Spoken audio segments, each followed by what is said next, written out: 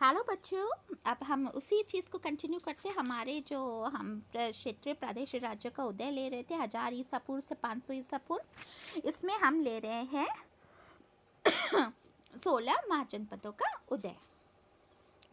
और इसको आगे बढ़ते हैं कि कौन कौन से वे महाजनपद थे, क्योंकि ये हम पढ़ चुके हैं कि जो उत्तर वैदिक काल में जो कबीलों के रूप में स्थापित छोटे छोटे राज्यों में दरारें पड़ गई थी और परिणामतः वे एक दूसरे से विलग होने लगे थे और सुरक्षा की दृष्टि से कुछ कबीलाई राज्य एक दूसरे में विलीन होने लगे और वे बड़े क्षेत्रगत टेरिटोरियल राज्यों को जन्म देने लगे थे, और जिसका वर्णन हमें अंगुत्तर निकाय में क्लियरली तरीके से पता चलता है। चलिए 16 महाजनपदों का विवरण। पहला है अंग। यह मगध के आधुनिक भागलपुर के समीप था। इसकी राजधानी चंपा थी। अंग की राजधानी चंपा थी और इस जनपद का प्रथम उल्लेख अथर्ववेद में गांधारों तथा मगधों के साथ हुआ। उक्त दोनों जनपद उत्तर वैदिक युग में प्रकाश में आ गए थे। अथर्ववेद के उक्त संदर्भ में उन्हें दूरस्थ कहा गया है और दूरस्थ का आशय यह लिया जाता है कि संभवतः वे आर्यों के अधीन नहीं थे। दोनों के मध्य चंपा नदी बहती थी और चंपा के स्थल पर ही आज भागलपुर नगर स्थित है। तत्कालीन साहित्य बतलाता है कि चंपा नगरी उस समय भारत की प्रमुख व्यापारिक नगरी थी। जातक कथाओं में चंपा की समृद्धि के संदर्भ में लिखा है कि इसकी सीमा मगध राज्य से लगी हुई थी, अतः प्रभुता के लिए अंग और मगध में संघर्ष छिड़ गया। मगध के शक्तिशाली शासक बिंबिसार ने अंग नरेश ब्रह्मदत्त को युद्ध में परास्त कर दिया। अंग को मगध साम्राज्य के आगे घुटने टेकने पड़े और वे मगध में मिल गया था और यह पूर्व में सबसे प्रमुख महाजनपद था।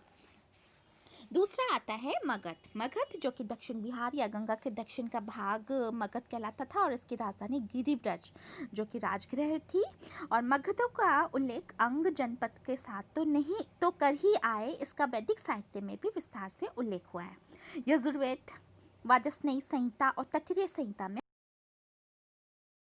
मरुआहारी तथा गाने वाले लोगों के साथ हुआ है। आरंभ में यहाँ भारद्रथ वंश का भद्रथ राजा राज्य करता था और उसके पुत्र का नाम जरासंध था।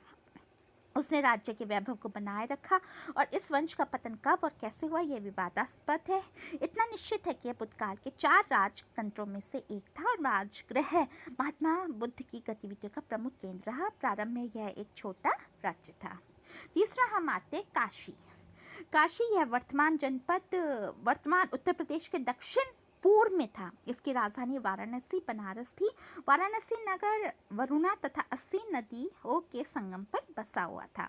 वरुणा तथा अस्सी नदियों की बनारस का नाम वहाँ के राजा बानर के नाम पर रखा गया और उस युग में यह नगर व्यापार, शिल्प, ज्ञान के लिए विख्यात था। गुत्थिल जातक के अनुसार इस नगर का क्षेत्रफल 12 योजन था और यह भारत के प्रमुख नगरों में गिना जाता था।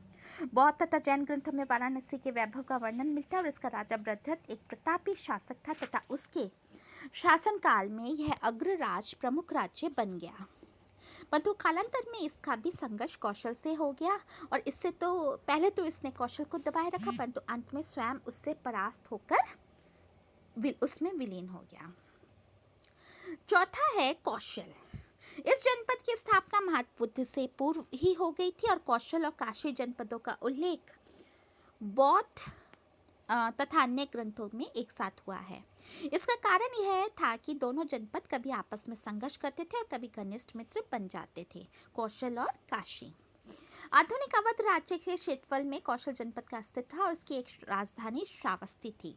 यह राजधानी व्यापारिक मार्ग पर स्थित थी। अयोध्या और साकेत इसके 2 प्रमुख नगर थे।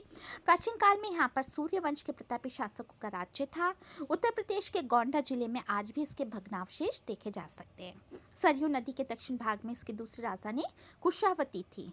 कंस यहीं का राजा था।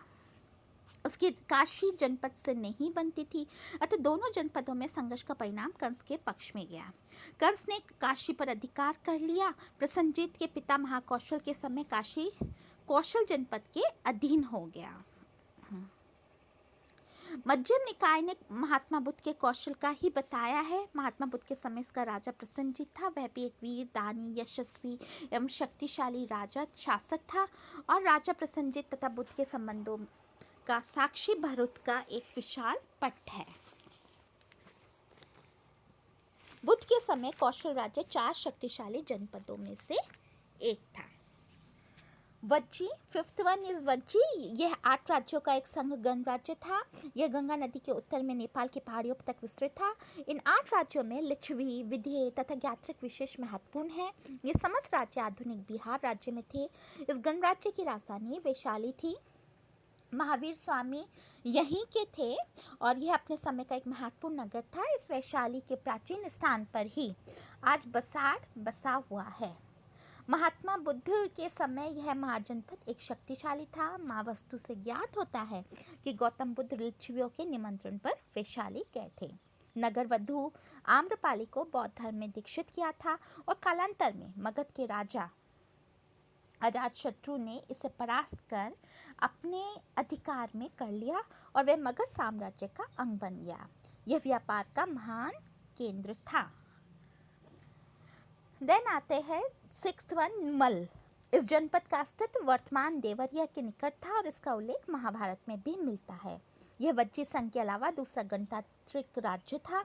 इसकी 2 शाखाएं थी, एक की राजधानी कुशीनगर देवरिया जिले में आधुनिक कसिया तथा दूसरे की पावापुरी आधुनिक पडरौना थी। दोनों ही नगर, कुशीनगर और पावापुरी, दोनों ही नगर बौद्ध इतिहास में महत्व। कुशीनगर में महात्मा बुद्ध का निर्वाण हुआ था और महात्मा बुद्ध ने अंतिम भोज पावा में ही किया था। मल के लोग युद्ध प्रेमी तथा अच्छे योद्धा थे, परंतु कालांतर में यह भी मगध के साम्राज्यवादी शुद्धा का ग्रास बन गया। 7th वन इज चेदी। चेदी मिराशी के अनुसार आधुनिक बुंदेलखंड तथा उसका समीपवर्ती प्रदेश इसके अंतर्गत थे। यह यमुना नदी के तट पर स्थित था। यह राज्य नर्मदा नदी तक विस्तृत था। इसकी राजधानी शक्तिमती थी। यह नगर केन नदी के तट पर ही स्थित था। महाभारत में भी इस राज्य का उल्लेख है। शिशुपाल यहीं का राजा था और शिशुपाल के शासन काल तक यह जनपद उत्कर्ष को प्राप्त होता रहा और इसी काल में इस वंश की एक शाखा कलिंग में स्थापित हुई। देन हम आते हैं 8th वन, वत्स राज्य। वत्स इस जनपद का अस्तित्व बुद्ध के समय स्थापित हुआ था। अवंती के उत्तर पूर्व की तटवर्ती भूमि इस जनपद में सम्मिलित थी। इसकी राजधानी कौशाम्बी थी जो इलाहाबाद से 30 मील दूर थी। पुराणों के अनुसार हस्तिनापुर के नष्ट हो जाने पर नीचक्षु नामक राजा ने इसे बसाया था और इस वंश का प्रतापी राजा उदयन था और यह शतानी का पुत्र था तथा इसकी माता मृगावती जैन साध्वी की शिष्या बन गई थी। भास ने स्वप्न वासवदत्तम नाटक की रचना की और उसमें राजा उदयन और वासवदत्ता का विवरण विशद रूप में मिलता है। राजा उदयन अपने समय का एक विख्यात राजा था और यह नगर भी व्यापारिक मार्गों के संगम पर बसा हुआ था। पुराणों में वत्स राज्य का उल्लेख मिलता है। राजा उदयन भी रणप्रिय था और अवंती के राजा के साथ उसका जीवन पर्यंत संघर्ष चलता रहा। कूटनीतिज्ञ होने के कारण उसने मगध के राजा के साथ मैत्री ही रखी। 9th वन, 9th में 9वां कौन सा है? कुरु। ये हम नेक्स्ट वीडियो में करते हैं।